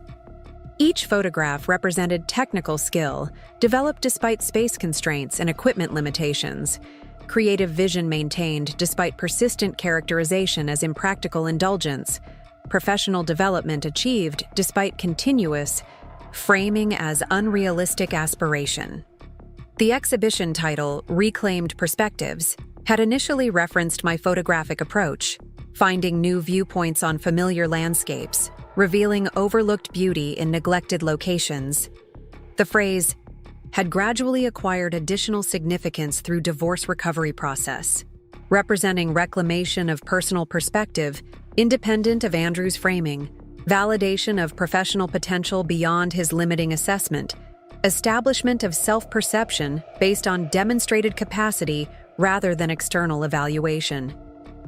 The transformation remained ongoing, with continued discovery of internalized limitations requiring conscious recognition and deliberate recalibration. Yet fundamental shift had occurred from identity constructed around external validation to self-definition based on demonstrated capability and authentic expression. 10 months from birthday revelation that had initially appeared catastrophic, the unfolding reality revealed unexpected opportunity within apparent devastation. The divorce Andrew had secretly planned while maintaining celebration pretense had catalyzed developments that might otherwise have remained indefinitely deferred. Recognition of creative potential beyond his limiting assessment, establishment of professional identity, independent of his validation framework, creation of physical environment aligned with actual rather than prescribed needs. As exhibition lighting adjusted to evening configuration and final display elements found optimal positioning, I surveyed the transformed space with appreciation for both artistic presentation and symbolic resonance.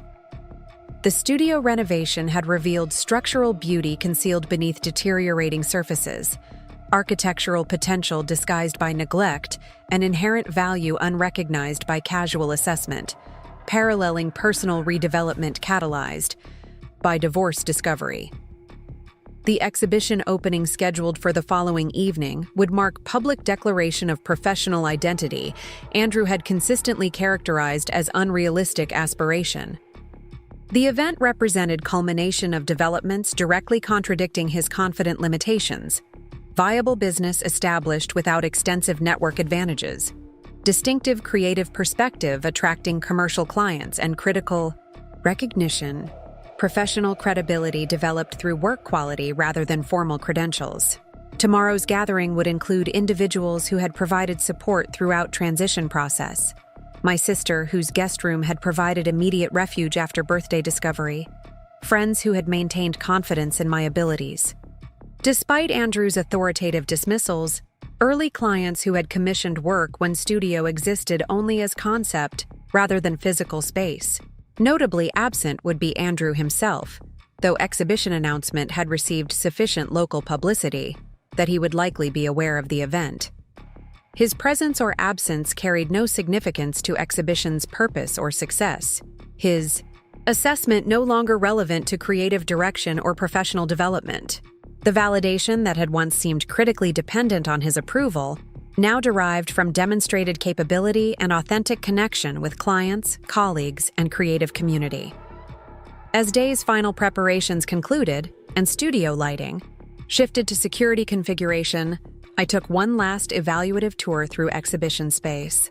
Each displayed photograph captured transformation, tidal landscapes revealing patterns visible only during specific light conditions, urban environments displaying unexpected beauty from carefully selected vantage points, natural elements, exhibiting distinctive character when framed with deliberate perspective rather than conventional presentation.